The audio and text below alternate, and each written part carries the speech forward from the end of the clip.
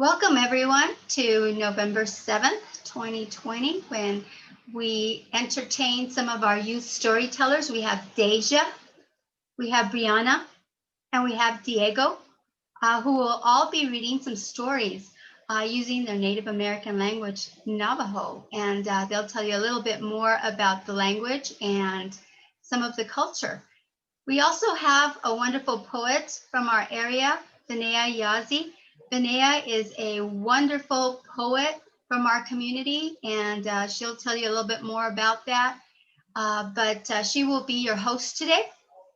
And I want to do a shout out to a special thank you to the Connie Gotch Arts Foundation, who has sponsored these virtual cultural events. The Native American Heritage Month Storytime. Connie Gotch started the Cuentos, Hane, and Tales on KSJE 90.9 FM at San Juan College. And stories can be listened to on that podcast anytime on Fridays or anytime you visit the podcast. But please remember that our stories may be updated, they may not be updated, but if anything, these live broadcasts, we really appreciate you showing up and supporting us.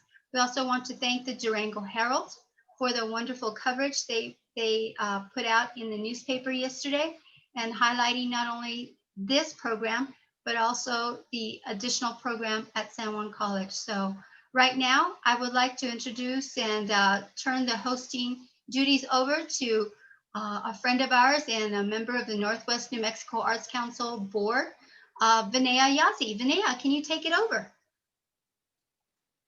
Yes. Greetings, everybody. Yate. I'm going to introduce myself in Navajo for those of you who are listening in Navajo.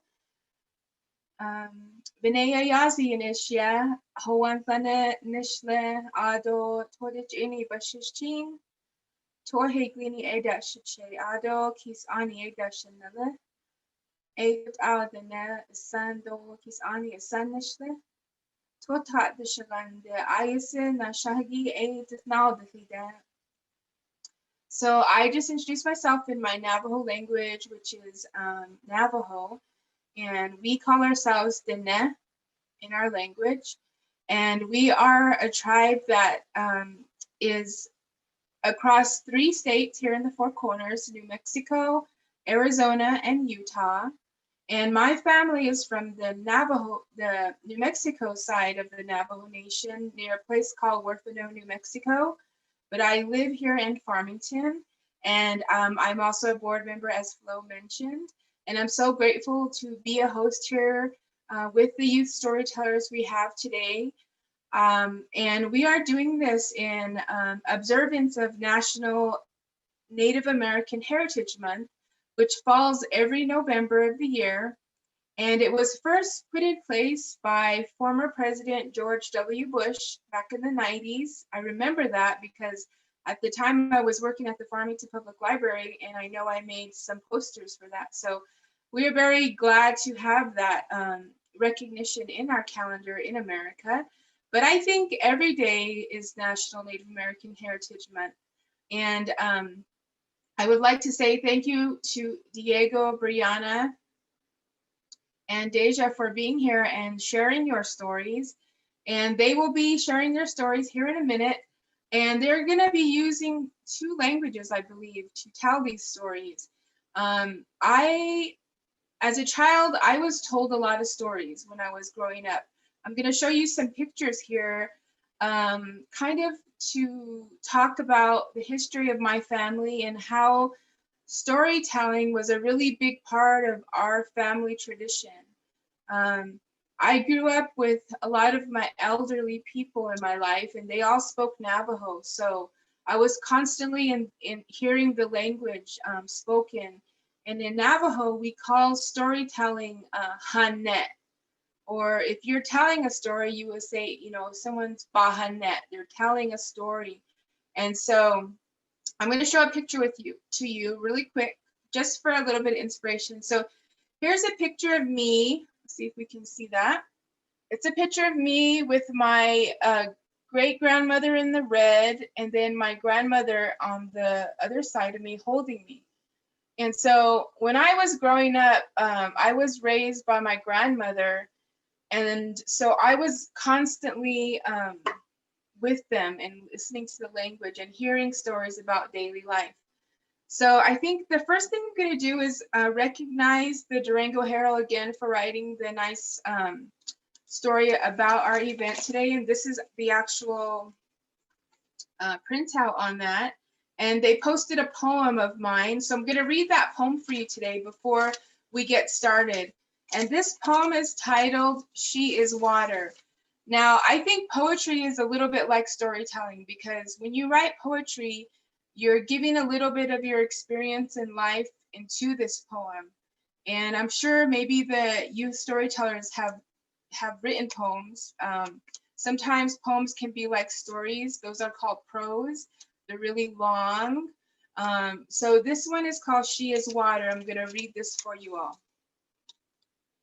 Listen for some of the tones of the Southwest and some of the language of the Southwest that you might be reminded of, okay? She is water. She is flowing. She surges through. She meets me at the foot of widening green sage. She is there, where the blue of confluence molds itself around the curves of sandstone rocks. There she recites her high desert female narrative, an Athabascan story of water flooding. She pours a mist of story over the dry of arroyo sands. She is Tuahale, flowing, flowing, flowing. Her voice tides and pours down into deep red canyon arroyos near Huerfano. She is blue water pouring onto and over red-brown hands made of fine sandstone. Her voice, stable and rooted, formed by her desert tongue, born for water. She is Deneh being, my grandmother. She is me. I am her. She is water. So I wrote that poem this year in remembrance of my grandmother and my great-grandmother. And I think it's very important that we recognize our elders when we tell our stories. So I wanted to share that poem with you. But now we're going to move on to one of our first storytellers, and his name is Diego Matthew, and he's 9 years old. And as I was looking over some of the storytellers lists and the things that I've heard about Diego, I hear that he's a very fine storyteller and that he's going to share his story with us, I believe in another language other than English. So with that, I'm going to go ahead and give Diego his time to tell his story, introduce himself, and then we'll talk to him a little bit afterwards. So go ahead, Diego, the floor is yours. Oh, okay. She Diego Matthew Inishe Torchi Inishle Haitian Bashashin Hawathene Dashiche Haitian Dashanella Naast Shanahe Nats Ani Nez De Nasha. Hello, my name is Diego Matthew, and I'm from the Bearwater clan, and I'm born for the Haitians. My maternal grandfather is from the Minihogans clan, and my paternal grandfather is Haitian, and that is who I am. I am 9 years old, and I'm originally from Shiprock, and I'm in the 4th grade. The story I'll be telling today is There's a Bear on My Chair by Ross Collins. And in Navajo, it's Shash'e Bik Ihtahastai Yakat Dasidah.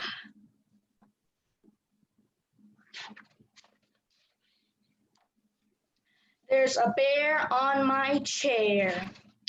He is so big, it's hard to share. There isn't any room to spare. We do not make a happy pair. A mouse and a bear with just one chair? When I give him a nasty glare, he seems completely unaware. I don't know what he's doing there, that bear who's sitting on my chair. I must admit, he has some flair. He has fine taste in leisure wear.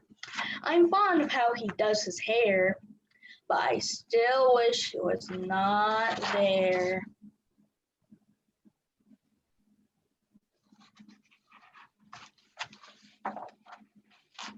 I'll try to tempt him with a pear to lure him from my favorite chair, but he just goes on sitting there. Why won't he go back to his lair? Maybe I'll give him a scare. I'll jump out in my underwear. But no, of course he does not care. That stinky bear sat on my chair. I understand that bears are rare. I know they need the utmost care. I know all that, I am aware, but I still cannot stand this bear.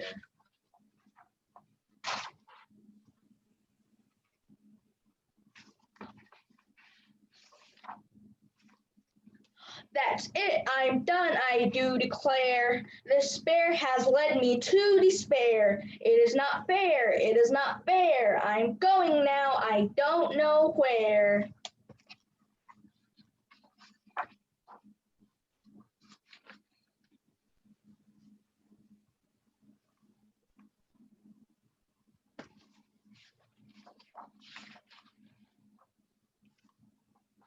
Whoa, not onse Shivanbietnara. And thank you, I had. Oh, yeah, thank you very much. That was so good, Diego. I really enjoyed all your expressions, especially when you were doing Shush, the bear's character. That's very important when we do storytelling, you know. And I thank you for showing us the pictures in the book. And also, what Diego did in the beginning was really, really interesting. He read his title of the book in Navajo, if you weren't aware. And that was a very good introduction to your book that you shared with us, Diego. Now, when I first introduced Diego, he introduced himself in Navajo language. And I just love to hear young people speaking Navajo. It just makes my heart shine, because it's very important that we know our heritage, because we're going to live our whole lives with our heritage. And I think that what you do, Diego, is really special. And what I found out, Diego, is that you and me are related, because my father was Twitich Bitterwater people too. And then I'm Ho'onthlena. My mother is Minnie Hogan. So we're directly related. So I guess in a way you could be like my little dad, in the Navajo way. So when we use our Navajo language, when we introduce our clan, we have 4 clans that we are a part of. And the reason that we do that is because we get to find out who our family is. And we may not be related by blood relations, but by clan relations, we are related. And that helps help us to live our lives, and help us to know who we can have to support us out there. And maybe, Diego, you may have met some Twitich people and Ho'onthlena people that you never met in your whole life, but you're related. Isn't that something? You think that's special? Yeah. Yeah, I do too. Now, let me ask you one question before we move on to our next storyteller, because I think what we're doing here is very monumental. To have a youth storyteller, using 2 languages within a story is very important. in your book, it's written in English, but I noticed that you put some Navajo words in there. So why do you think that's important, Diego? So, it's important because so people don't lose their cultural and traditional ways. Yeah, it is, right? And I think it's a good opportunity to share the language. So you might be in a classroom that, maybe you're the only Navajo, or maybe there's maybe 5 of you, and the rest of them don't speak, they don't speak Navajo, but you're getting a chance to teach them a new language, right? Because everybody knows the word bear, right, in English, but not everybody has heard the word bear in Navajo, which is a fun word. It's shush, right? SHAASH, shush. It's a really fun word to say, shush. So it's a good opportunity for you to communicate with your classmates, and they might learn how to say the word shush, before the school day is over. And then just one more question before we move on. Do you have, when you were growing up, Diego, did you have people telling stories in your family? Yes, Okay, who is the storytellers? my grandpa. Okay. And what did he tell you stories about what?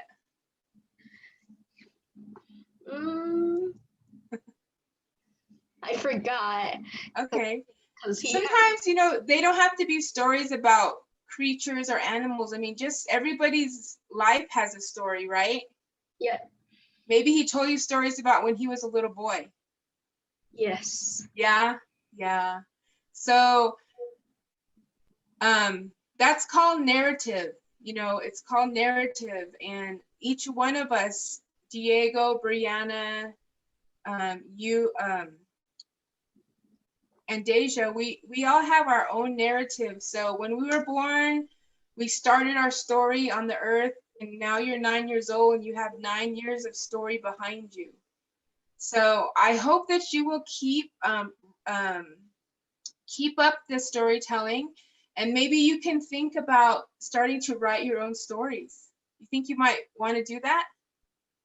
I think it would be awesome, Diego. I think it would be the greatest thing, because you would almost be the only, maybe some of the first few people doing that. And we at the Northwest New Mexico Arts Council will totally support you. Maybe you might write a book, and maybe we might be able to make it published, and then you'd be a published author. That'd be great. Well, Diego, for sharing your story with us. Really, really appreciate it, and keep going. Keep telling those stories, keep using your language, and keep sharing it, okay? Okay. All right, you keep in touch with the council, okay?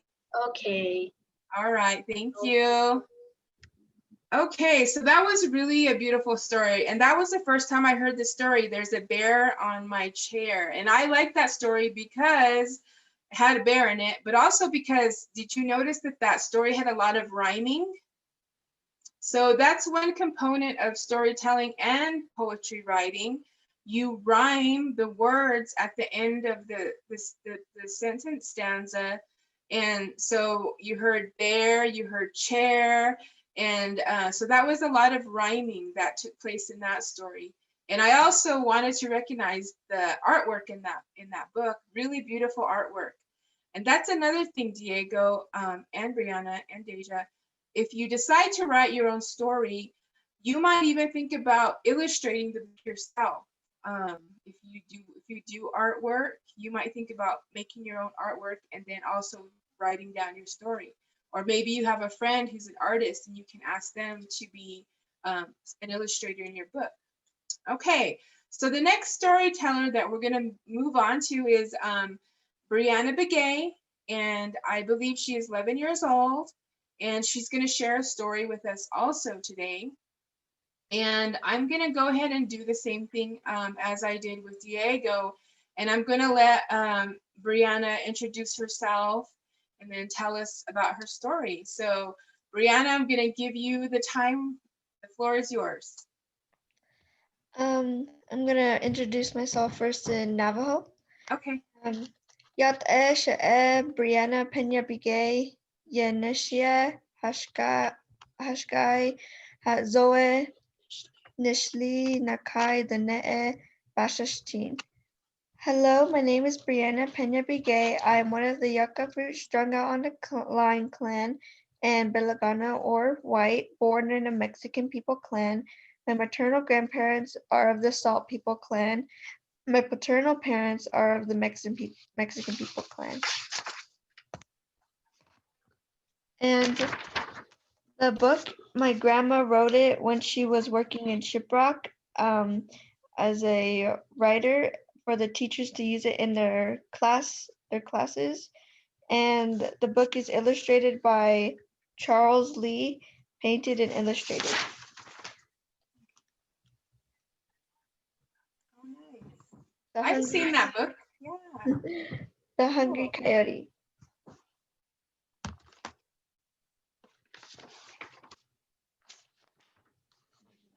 A old Ma'i came into our book. Food he must find, now where can he look?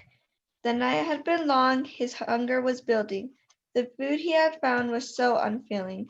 And slunk of the Ma'i, forepaws down, sniffing and smelling, nose glued to the ground.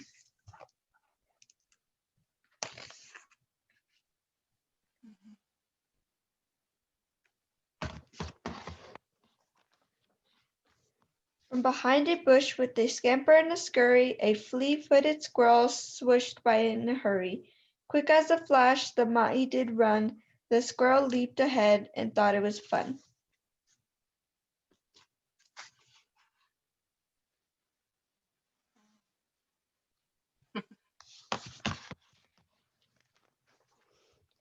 The coyote came to a sudden stop. The squirrel jumped into a trunk. Kerplop! Tired and hungry, he crept away, thinking and planning for his next prey.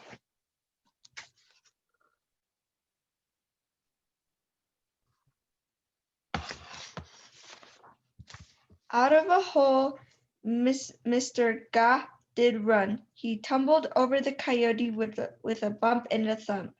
Mr. Coyote, with eyes and fangs shining so brightly, had missed Mr. Rabbit, but only so slightly. In front of the Ma'i, the rabbit did stay, into the desert did rapidly fade.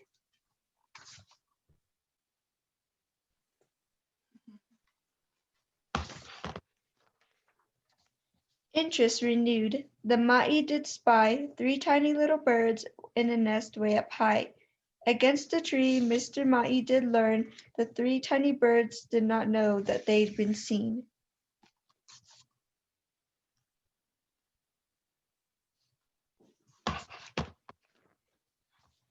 But Mama Bird flying above the treetop warned Mr. Coyote that he better stop. Mr. Coyote was puzzled, confused, and distraught. He was hungry still, and food he had not caught.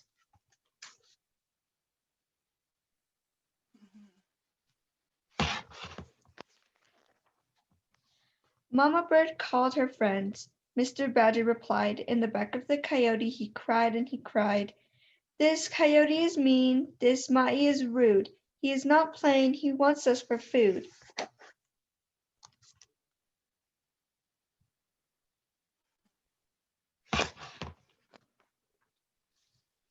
From behind a rock, Mrs.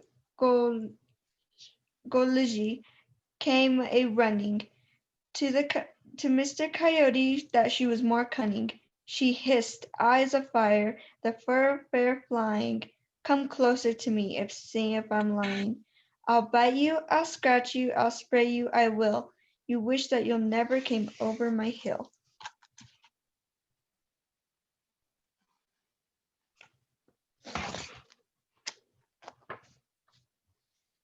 Through a hollow log, Mr. Squirrel came screeching. Mr. Coyote, my friend, you are hardly worth teaching. You're old and you're sly and hungry, I'm sure, but your hunger pangs were hardly the cure. So off through the open, Mr. Squirrel did ramble to all his friends to hurry and scramble.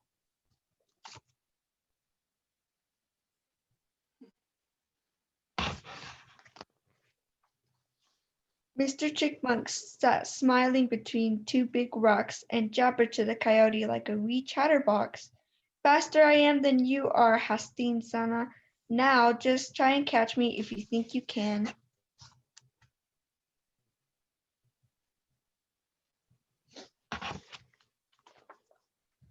Anger and hate swelled up in his mind. Mr. Coyote half found himself in a bind. Hunger was strong and food he must found. All of a sudden, upon a high mound, sat a green, shiny lizard, so tender and sweet. Mr. Mai exclaimed, "Here's something to eat." The rock was too steep for Mai to scale. The lizard was safe, and the Coyote did fail.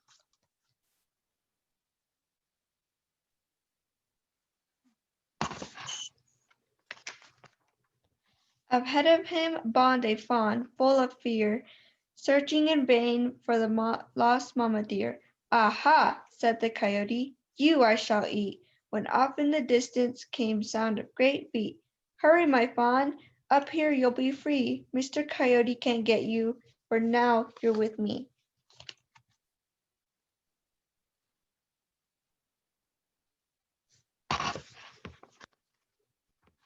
From under a ledge a lone Dolo fled. The Coyote took a chase, but the prairie dog led, leaving the Coyote to choke in his dust. Amid all the fury, the Coyote just fussed.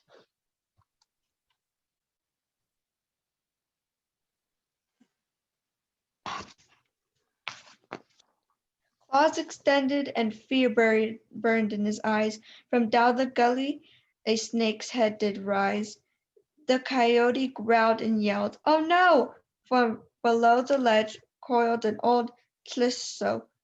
He rattled and spat. He issued a dare. "Come look into my eyes if you can beat the death stare."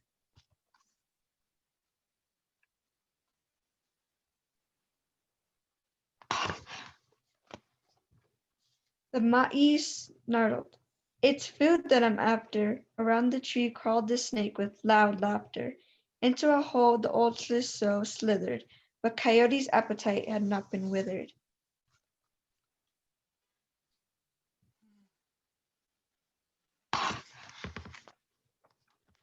The Ma'i sat beside a rock to ponder. Would he ever eat, or only wander? Under a tree so bare and dead, food would not come whenever he said.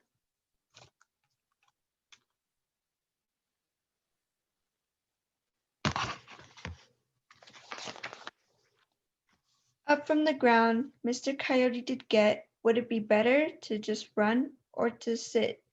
Around he looked both high and low. His day had been ruined. He might as well go.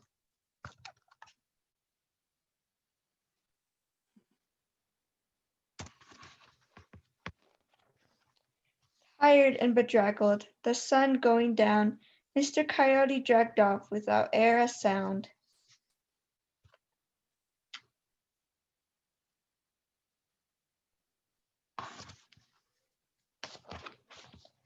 Listen, my friends, your lesson attend, or like the old Ma'i, you'll lose in the end.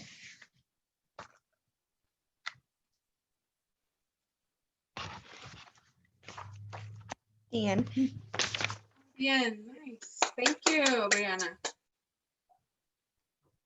Okay. So that was a good book. I've seen the book cover, I think, but I've never actually looked at the book. What was your favorite thing about that book, Brianna?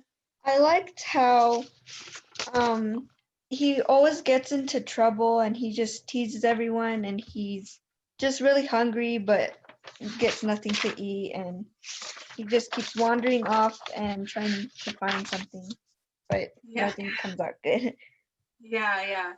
He kind of reminds me of like in a classroom.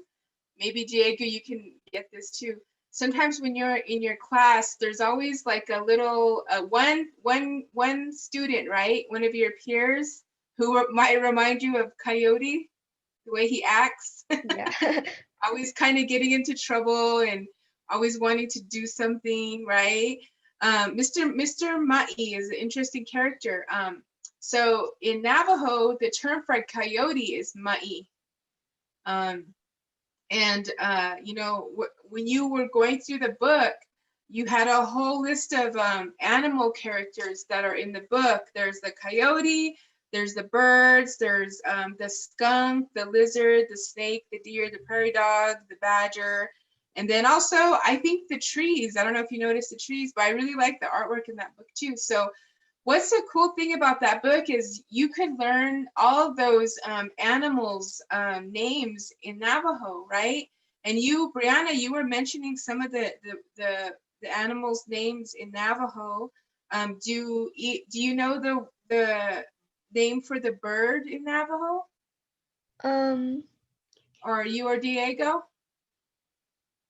It's kind of a fun one. It's at city. City. Yeah, it's a cute word for the birds.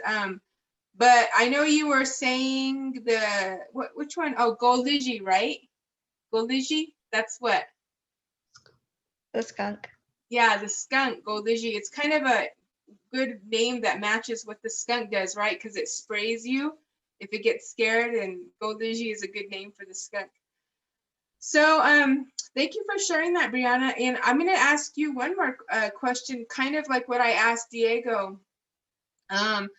Why do you think it's important to tell stories like the story that you told, especially the one that has to do with the animals? Because there was no human characters in your book either. But why do you think it's important to have books like the one you read as far as like being in a classroom? Like that kind of book that's shared inside of a classroom? Why do you think that kind of book would be important for all your classmates? I think it's cool because you can learn more than one language, and for everyone to hear like more than one and just like hear it and kind of like more learn about it than only like that one language. So it's like fun to just learn different type of languages and just share it with other people so they can learn better about it. Yeah, I think so too. And even your teacher, you know, sometimes you might have a teacher doesn't speak, maybe they don't speak Spanish or they don't speak Navajo, but they mostly speak English. But, you know, it's a good thing to share that's kind of like a cultural book, the one you shared, you know, because it has to be, it's based on the Southwest. And the way I can tell is because the animals that live in the Southwest where we're at, and then also the landscape. If you looked at your illustrations in your book, the landscape had a lot of plants that are from New Mexico, right? Like what's one? The tree, right? You notice the trees? That was like a pinyon tree or a juniper tree. And then I seen the animals hiding underneath a lot of sandstone. Yeah.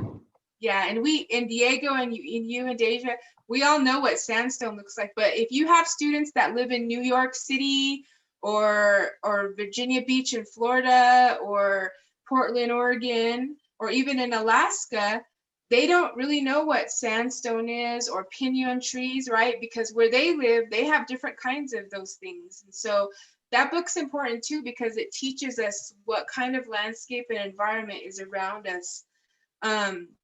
That's a fun book. I really like that one. I think that's a good book to use in a classroom. And I think that's a fun book for you to share, Brianna, with, you know, your family and your friends, because then it could be a teaching tool, you know, to teach kids about the different kinds of animals that are out there, but also to talk about Mr. Mutty, right? Mr. Mutty and all the trouble that he gets into. And so thank you for sharing that. I am really appreciative. Yeah, Brianna. So one thing I wanted to talk about after Brianna read that book too is that this time of the year is the time of year when Navajo people use story a lot, and it's called oral tradition is really what the English term, but I think in Navajo we would say hanet because it's a time. Winter and this time of year is a very kind of slow time, quiet time. It gets dark at 5 o'clock and we're not outside until 8 o'clock at night when the summer, the summertime, it doesn't get dark until about 8:30.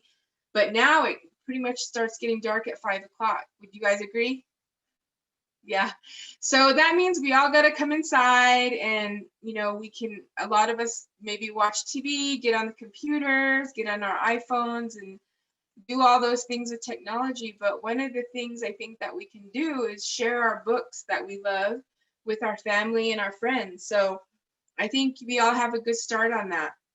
So I am not sure if Deja is here yet to share her story. We have Deja George, who is going to be our next storyteller. And she is also going to share, I see her, yeah, it's Deja, and she's going to tell her story here for National Native American Heritage Month. And I'm not really sure what story you're going to tell, but I'm going to go ahead and let you introduce yourself, Deja, and then introduce your book and tell us, and then we'll talk a little bit afterwards. So I'm going to go ahead and let you go, Deja.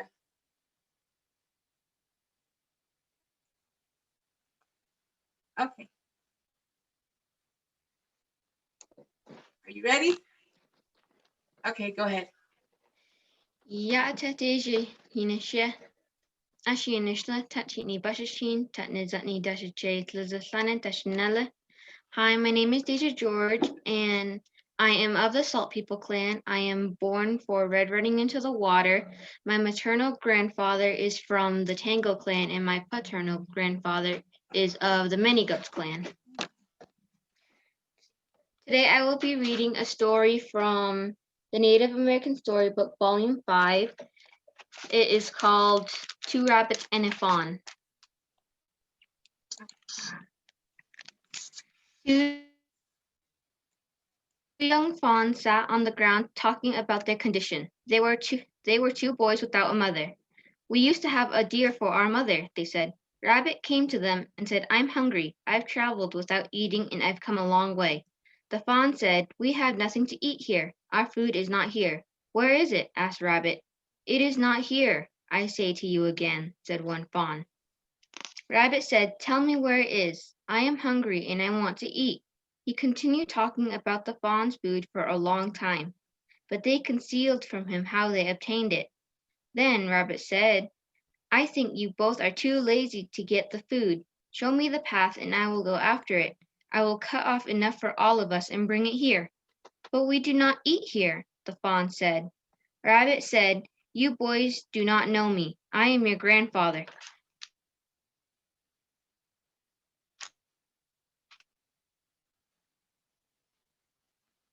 You didn't whisper to him. I think he is our grandfather. I will tell him where we eat. For a while, the other boy said nothing. Then he spoke up and said, what we eat is not on the ground. Our food is far up in the sky, and we eat at a certain time. When we ask for our food, something always comes down from the sky. It is white like a cloud. At the end of the cloud is like a person. It has an eye, a mouth, and it watches us. It comes only at a certain time. If we ask before time, it will think someone else wants our food. But when it's time for us to ask for it, we will hide you out of sight. Then they hid him. One ran toward the east, the other toward the west. Then they ran toward each other. When they met, they cried like young animals at play. They circled about, met each other again, crying, and gradually came nearer to the tent. Something white came down from the sky. Rabbit saw it coming. It looked like a cloud with a face above it, like a man sitting on their food. The boys took up dull knives, and when the food arrived, they cut off a piece. They cut off more than usual, so there would be enough for their grandfather. When the cloud flew upward as fast as lightning, the fawn boys cut up their food and called Rabbit to come out and eat with them. The food tasted good and sweet, and Rabbit wanted more and asked the boys to make the thing come again. The fawn said, but it only comes at set times. Rabbit replied, I will live with you, for your food is very good. He made a burrow in the brush nearby and watched. The food did not come again. The person riding on it looked around like an antelope watching. The rabbit took a bow and arrow from his quiver just before the cloud came low enough for the boys to cut off another piece of food. Rabbit shot at the man-like object on the cloud. The white object fell down in a heap. I thought that's what it would do, said the older brother to the younger, as if blaming him. Rabbit said to them, Well, my grandchildren, I leave you now. You have something to eat, and it will last you a long time. After you have consumed all of it, you will go to the mountains and eat grass and become deer.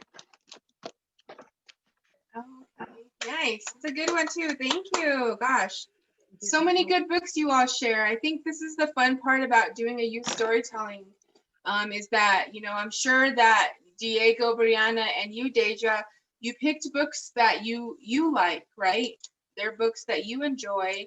And so, because you have this favorite book, now all these people that are here today get to know that book. And it's fun because we get to hear you read it, read the book out loud, and that leaves an impression on us. And then we're going to say, hey, maybe I'm going to get that book and read it for myself.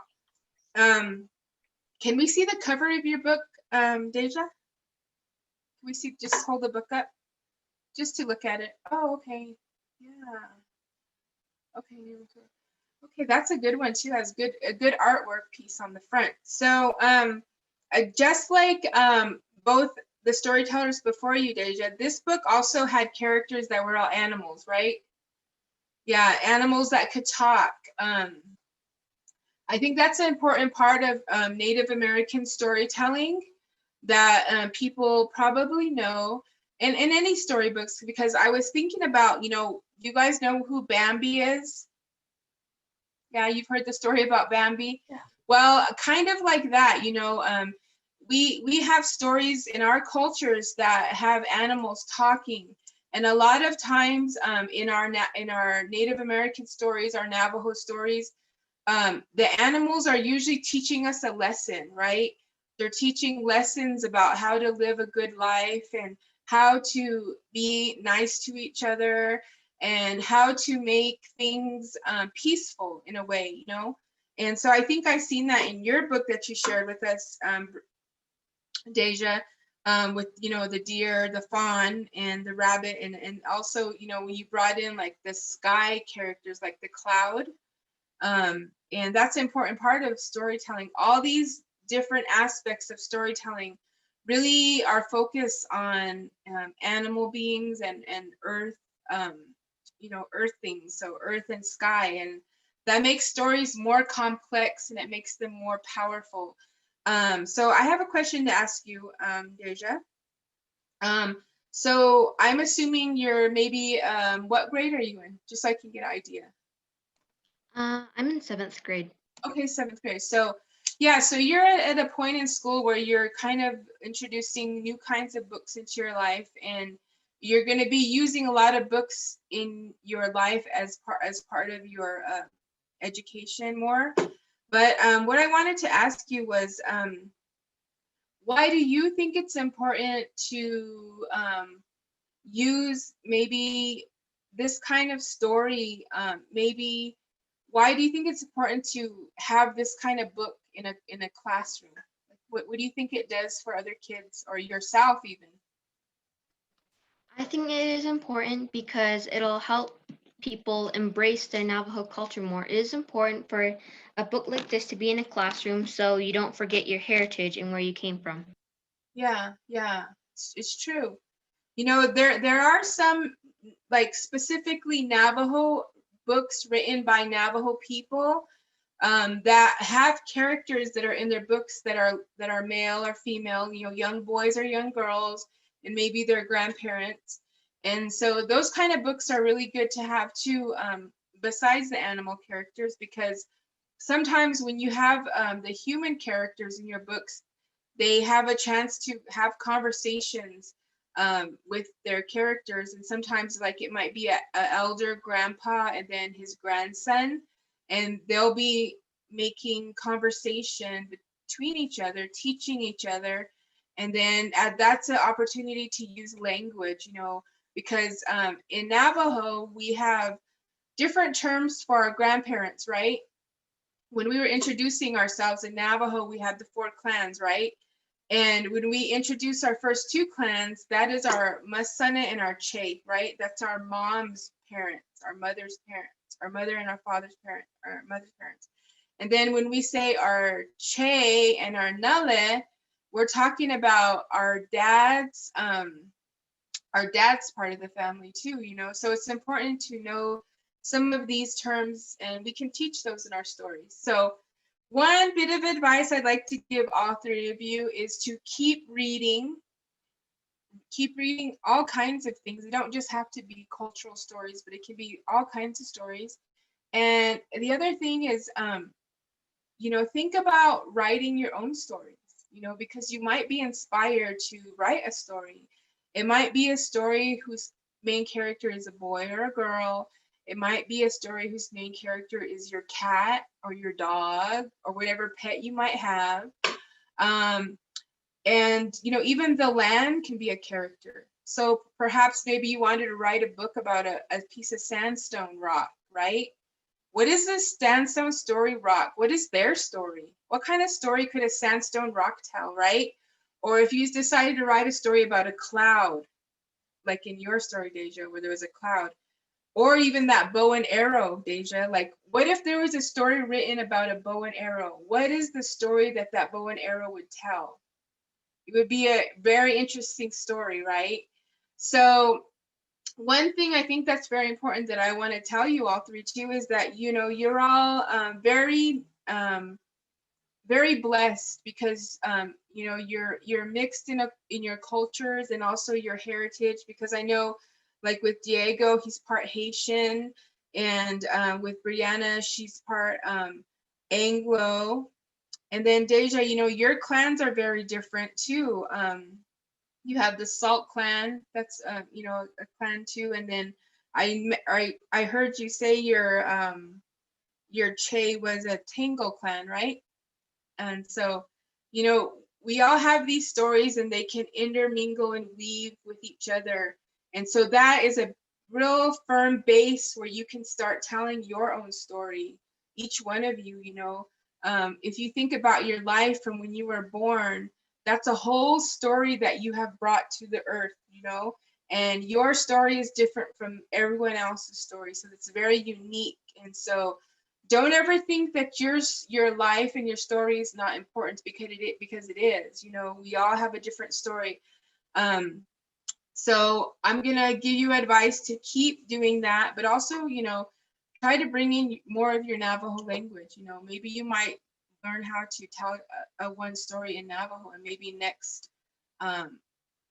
Native American Heritage Month we'll bring you back on and you're gonna tell us a whole story in Navajo. How's that sound? I think you could do it. Okay, so with that, I'm just going to wrap up our youth storytellers, and I want to thank you again, Ayisa Yahat, for telling us your stories and sharing them with us. I'm going to share one more story of poetry with you all, because that's what I do. I write poetry, and like I mentioned before, it's kind of like stories. And then I want to share some more pictures with you real quick, because a lot of the poetry that I write is all about my life, and how I was raised, how I grew up here in Northwest New Mexico. So I'm going to share this picture with you here. This is a picture of my great grandmother right here. This is her. Her name was Louise Begay Warito. And then these are her cousin sisters here. And then down here, you can kind of see, this is a picture of her daughters. So this is my grandmother's oldest sister. She's 96 right now. And this was their adopted clan sister, Ernestine. She passed away.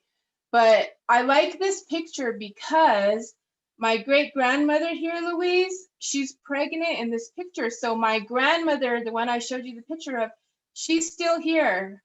She hasn't been born yet. But I think this is a really beautiful picture because it shows all these Navajo women and one boy right here, back in the 1930s when they were young. And just from this one picture, there's so many stories here. but I wanted to share that one with you. But I'm going to share a poem right before we go on. And this is my book that I'm going to share with you. This is a book called New Poets of the American West. Okay. And this is a poetry anthology. It has a lot of poets in here, all kinds of poets, all kinds of poets. And one of my poems was featured in this book on page 298. So there's a picture of me and then my poems here.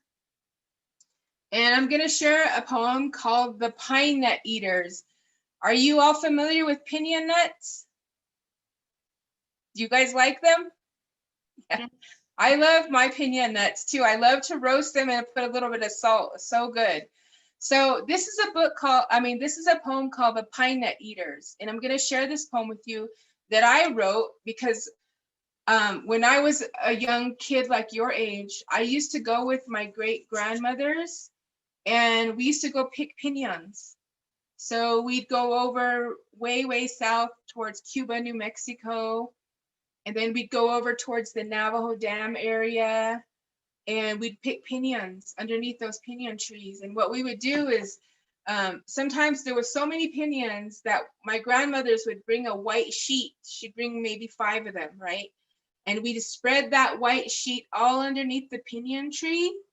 And then we'd get one of our cousins, usually some male cousin, like a boy cousin or uncle, and they would shake that piñon tree loose of all the piñons. And then all those brown piñons would fall down onto that white sheet. And then it'd be an easier way to pick up the piñons. So that's one way that we used to pick piñons when I was a little girl. And that's a memory that I have. And that's why I wrote this poem. So I'm going to share it with you before we end up the story time. But it's called The Pine Nut Eaters.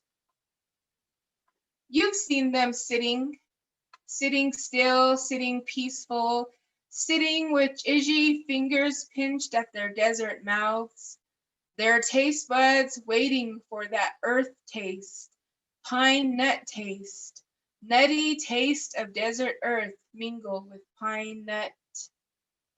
Navajos have scurried to and fro. Navajos from Tisto, Arizona, traveled east in the direction of Cisnagene. Packed into double cab trucks, Navajos from Tuba speed down Interstate 40 east. After pit stops in Gallup, they exit at Bernalillo and drive north to Cuba area, where they got word that the piña nuts are huge. They sleep, but only with cloud visions of salted, roasted piñons dancing above them, just like the night before Christmas story, but instead of visions of sugar plums, they see only deep brown pine shells. Huge monster brown pine nuts dancing circles around their tushy bed heads. Just last weekend, in Hopi, the women shouted, "Bring us some piñons. We want pine nut taste on our mesa tongues. The trees round here don't have pine nuts on them. We want to eat piñons too." Sitting, standing, kneeling, sitting with empty piñon nuts all around their feet. So that's a poem I wrote about piñon season, which is in full effect right now. If you go to any flea market around our community, there's usually people selling piñon nuts in a little bag. And they're really expensive because pine nuts are hard to pick. And so if you go to any flea market, you're going to find somebody selling a little bag of pine nuts for maybe $10.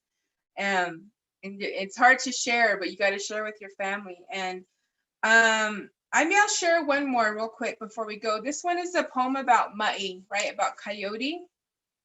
Just real fast. This one a poem called Coyote Remembers. It was at dawn that Ma'i, that coyote, led the way west. Hasti not ani, barbancito, at hastui not ani. Followed Ma'i's rainbow tail, full of burrows and the tears of children. dust at Huelde, tattered red, green, and white sash belts caught up old stories of the time we spent at Fort Sumner, New Mexico, USA. So that was a poem about our history as Navajos. Back in 1864, our family, our families of Navajos, you know, we got marched to a place called Fort Sumner, New Mexico, where we had to stay there for 4 years. And then in 1868, the government let us come back home to our lands here in New Mexico and Arizona and Utah. And we missed the land. We missed when we hear the stories, that's oral tradition. That's how we learn the stories. So just from that, you know, we have so many stories to tell. But that's all I want to share with you. That's all I got. That's all the time we have. But I really, really want to say thank you so much to the Northwest New Mexico Arts Council, to Flo and Josh, and to all three of you young youth storytellers. Please keep telling your stories and consider writing your stories and making the art to tell your stories, because your voice is so, so very important right now in the world. In 20 years, you know, you guys are gonna be here in the world, and we may not be here. I might not be here anymore, but you know, you're always gonna remember this day and November 19th that you got to share your story, and then I got to share my story with you.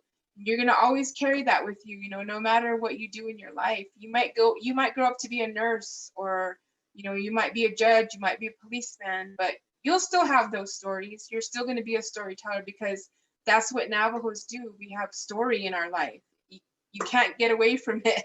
We just like to tell stories. So go ahead and share your stories with everybody you know, and keep celebrating National Native American Heritage Month. One more thing, on November 19th, which is on a Thursday, I'm gonna do another Zoom with the San Juan College people, and so we'll post it on the Northwest New Mexico Arts Council site too. If you know anybody who's an artist and wants to hear a story about how artists are kind of surviving through this whole pandemic, that's what we're going to talk about. So you guys want to say goodbye? Agona. Agona. Yeah. Agona. Have a good Saturday, everybody. Thank you. Thank you.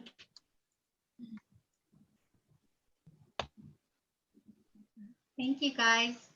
I went ahead and stopped the live streaming. Great job. Okay, good. Yeah, I think it went well. That was fun. The live stream didn't go up till halfway through. Josh was keeping me updated on it. My computer decided to have its own little unstable connection. So it's also probably the person doing it. So I'm not going to blame my computer all the time. But what we're going to be doing is we will be getting this, and then we'll be editing it, and then I'll be putting it on YouTube, and I'll also be putting it on the Facebook page in its entirety. So I'll make sure I copy you guys on it, okay? So sounds good. It went really well. Did you guys have fun? Yeah. It was cool. It was good to have Anita take care of it. Yeah, I had fun. Did you have fun? Now I got three new books that I want to go buy. There you go. Thank you. And thank you, Deja. Thank you, everybody. And Josh, thank you. I'll go ahead and sign off and leave, so you can leave anytime you like. And thanks again, guys, for doing this. I really appreciate it.